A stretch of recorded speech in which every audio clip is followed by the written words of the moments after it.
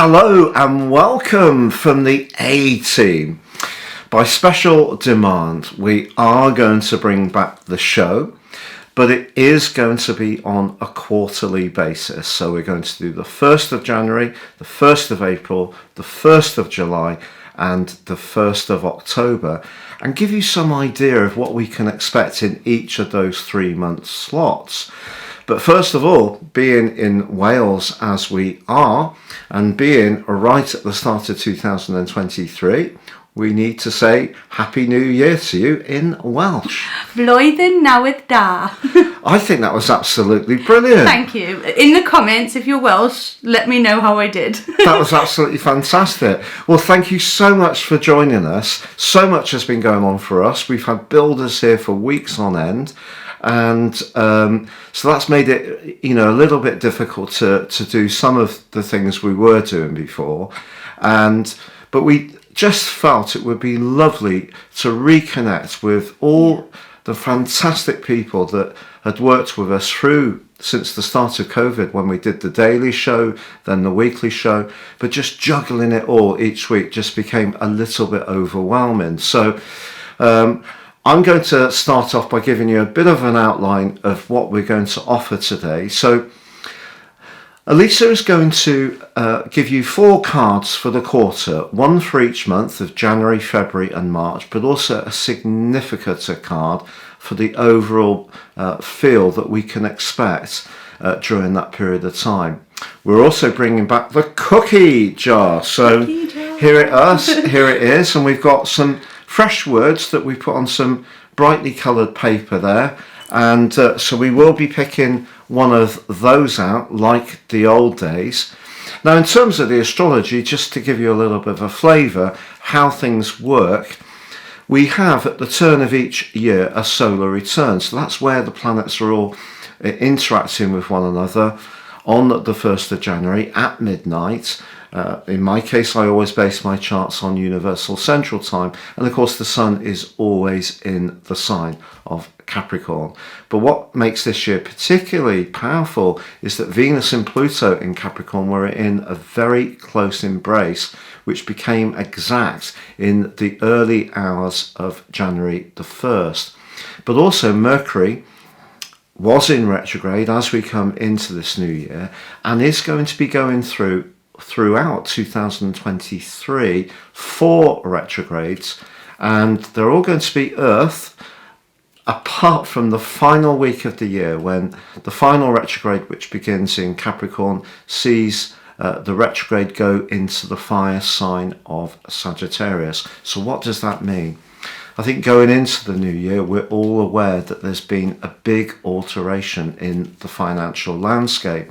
I did predict this in 2021 in the autumn, because year 2022 saw the North Node return to the sign of Taurus, which is very much about resources. Uranus continues its restless and disruptive presence there, and of course was in that very tense right angle with Saturn, which within 3 degrees was often on all through the year. Saturn in the sign of the collective, Uranus in the sign of everyday money, and of course we've had some very disgruntled people, quite rightly, because the cost of living's gone up so much, because raw commodities have also gone up, and the war in Ukraine, which Vladimir Putin started, has obviously meant that the energy market has been disrupted hugely. And then last May, of course, we had Mars, Uranus and the North Node all together in the sign of Taurus, in that crunching, abrasive right angle with Uranus. So that's then all come up to the boil on the 8th of November in that very potent total lunar eclipse, and that's the energy that's shaken us as we come into this new year. So Mercury retrograde in an earth sign, which is like a pentacle sign in tarot, and it's the sign of culmination, so it's the things that we've worked hard to establish over a very long period of time. Those are the things that are being shook, and we're needing to rethink, recalibrate.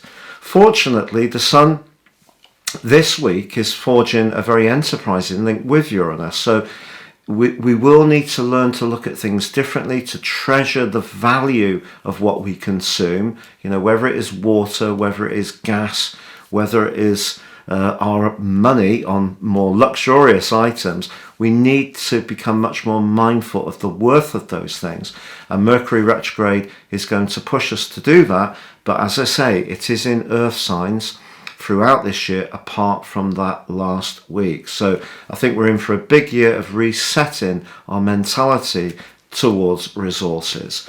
But of course, Venus conjunct Pluto means that fated relationships are possible over the next year, but also this can intensify and heighten the vibration of all sorts of ties. If you're in a good one and that particular aspect links well with your natal chart, the chances are it will become even more devoted. But if a relationship is in any way leveraged in a way through power, whether it's a business relationship, a romantic or sexual relationship, then that is going to be something that could be problematic. So we're all being asked to weigh the value of our relationships, but understand our motivations much more clearly. So that's the energy that we came into this new year with. Now, of course, the other thing we need to look at is that I've told you about what we can expect in the calendar year ahead, but Western tropical astrology is based on the seasons. You often get people writing to me on YouTube, or it comes up in the newspapers from time to time, that astrology is flawed because it doesn't take into account the precession of the equinoxes. Well, Vedic astrology does take that into account. Western astrology is not based on that. It's based on fixed constellations and therefore the seasons. So we have 4 quarters for each part of the year, and the last quarter began in December, and that saw the Sun enter Capricorn but squaring up with Jupiter. So one of the things that we've got to watch through to the start of the spring equinox is that we don't big ourselves up too much. We stay as humble as possible. We stay very grounded in our approach. It is true that the Sun square Jupiter can lead to great generosity, especially to those who are less fortunate. So that's one great influence we can take out of that final quadrant that began at the end of last year but takes us through to the spring equinox. So that gives you a flavour of what we can expect. But of course, March, we have Saturn moving into Pisces, and we also have Pluto moving on the 23rd into the sign of Aquarius, but it's only going to be there for 11 weeks. It returns to the sign of Aquarius on the 21st of January 2024, but for 38 weeks. So the thing to remember is that in astrology, each of the 30 degrees of each sign can be divided by a system called dwarfism, or the 12th harmonic. And that means that you have slots of 2.5 degrees. So the last 2.5 degrees of Capricorn actually has a Sagittarius influence, which is much more open-minded than the conservative energies of Capricorn. So we're already seeing, a lot more outspokenness. People are pushing back. Even in China, we've had citizens really pushing back against the severity of the lockdown that we've had there, even though it's a very authoritarian regime. So Pluto, even though it only moves into Aquarius for 11 weeks this year, still very powerful because it's in that last 2.5 degrees of Capricorn, which has a more micro influence coming from the free-spirited Sagittarius, which does have similar values to the democratic Aquarius. But then, of course, we have Mars, which, as I speak, is in its final throes of its retrograde in Gemini, which has caused some frustration. That goes direct on the 12th of January, but then moves into Cancer, where it's not actually at its best, to be fair, for 6 weeks from the 24th of March. So you can see March is going to be a giant month. A lot of astrologers are going to be talking about it. But it's also important to remember that we will get a new moon in the sign of Aries. And in fact, that time that the sun goes through Aries, through the end of March and the first 3 weeks of April, we're having a blue moon because we've got a second new moon in Aquarius on the 21st of April, which is conjunct Jupiter. So how good is that? So a very powerful 3 months is ahead for us. We need to be patient with that Mercury retrograde to begin with. Venus is also going to catch up with Saturn later in January. So even if there have been some hot and powerful relationships forged over the festive period under the auspices of Venus conjunct Pluto, you're going to find out whether they're a friend or they share your values or not pretty soon. So that gives you a flavour of the astrology over the next 3 months. So what about the cards? Wow, Patrick, thank you so much. What a blockbuster of this 3 months. So for the first card, we're going to have a look at the significator card. So what is the main theme for this first this quadrant? So let's have a little look at what comes up for us.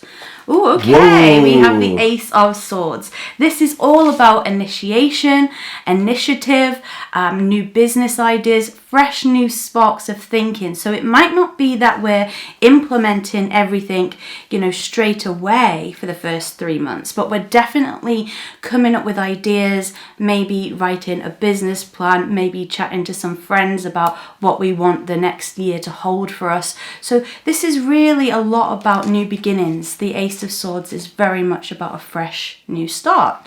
Well, one of the things I can tell you is that due to all the building work we've had going on here, it's been very difficult for us to schedule all our work.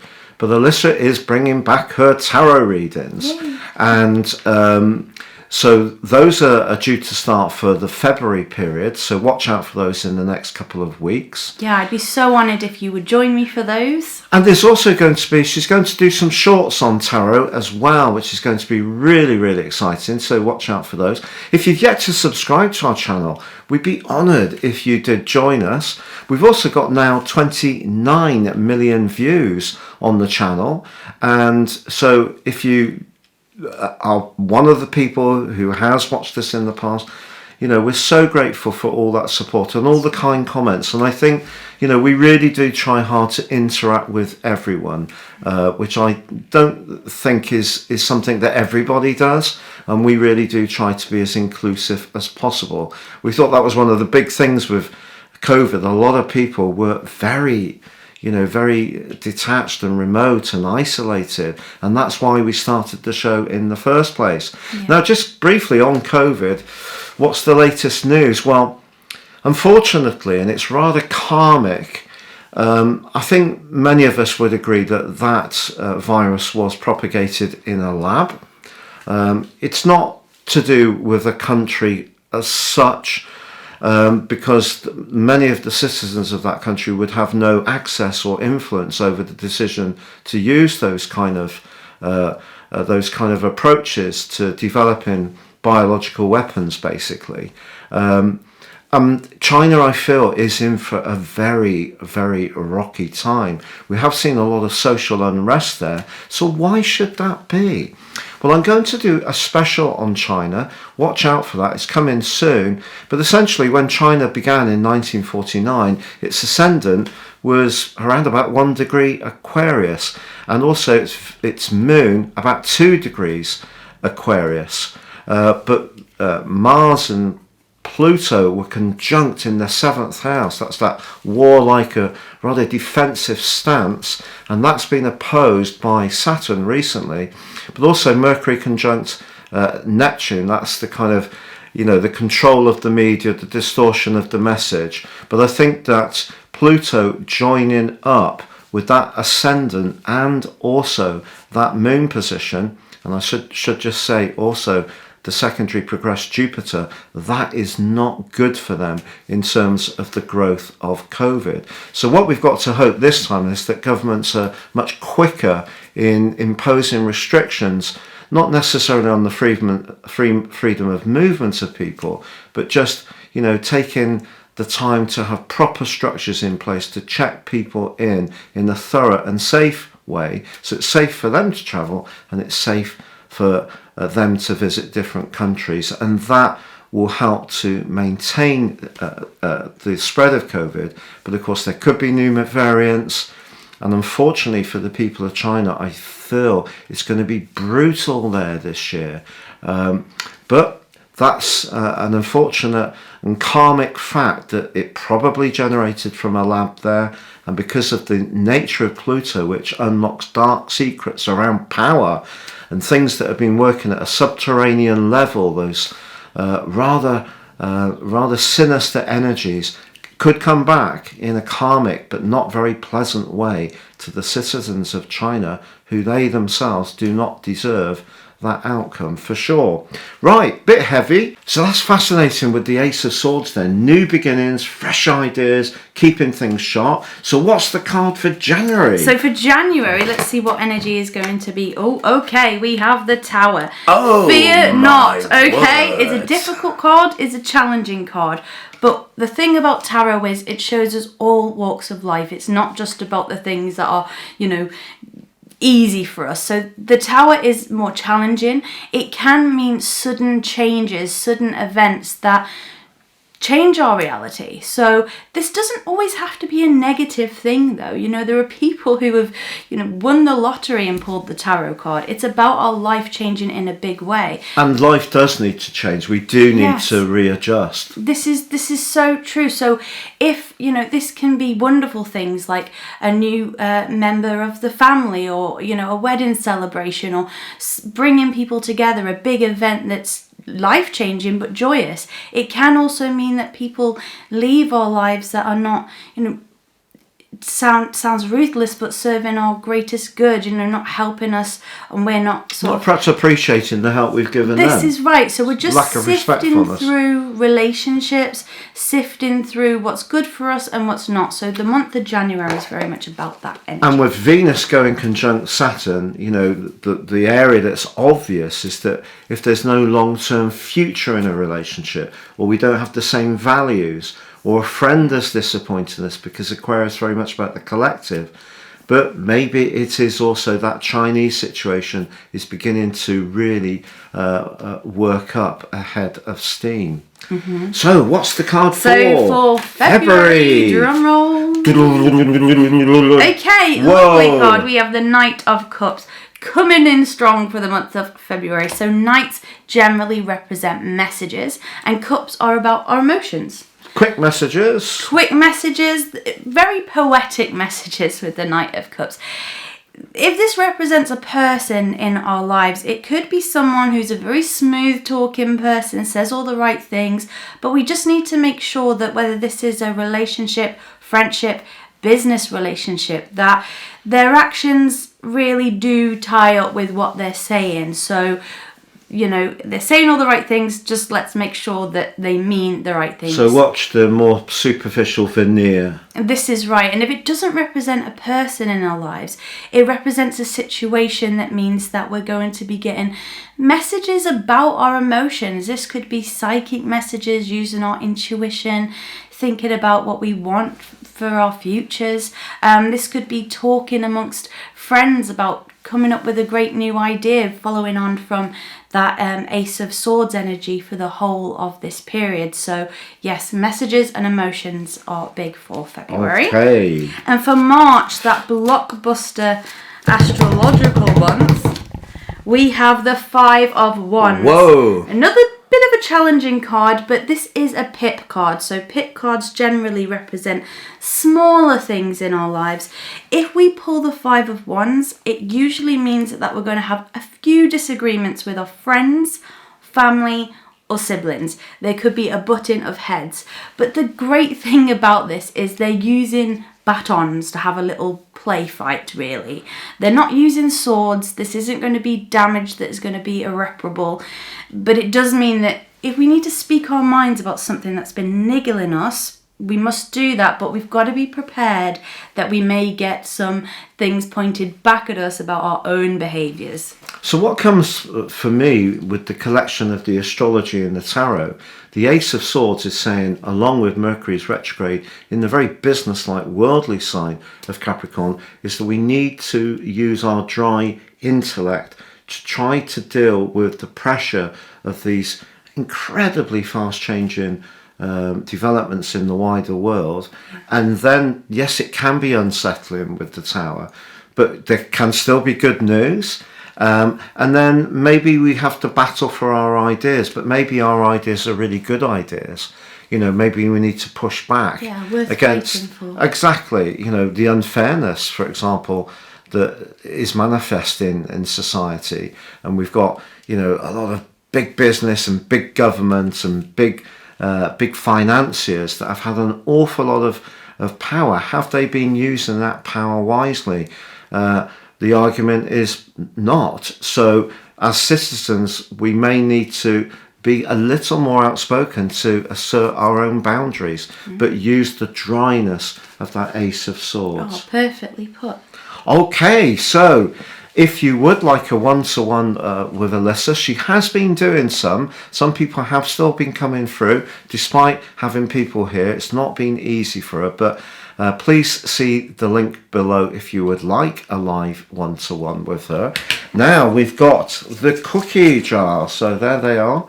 All freshly, I did fresh ones to give it some new energy. Okay, so I've dove in, so let's see. Okay. Ooh, okay, this goes with the month of January. This really is good. The word on this card is fear. Okay, let's talk about it. I think when we go into, if we're looking through our spirituality, it's important not to just have this, Disney version of what spirituality is. Yes, there is a lot to do with manifestation and crystals and, really high vibrational things, but we also can go through that dark night of the soul.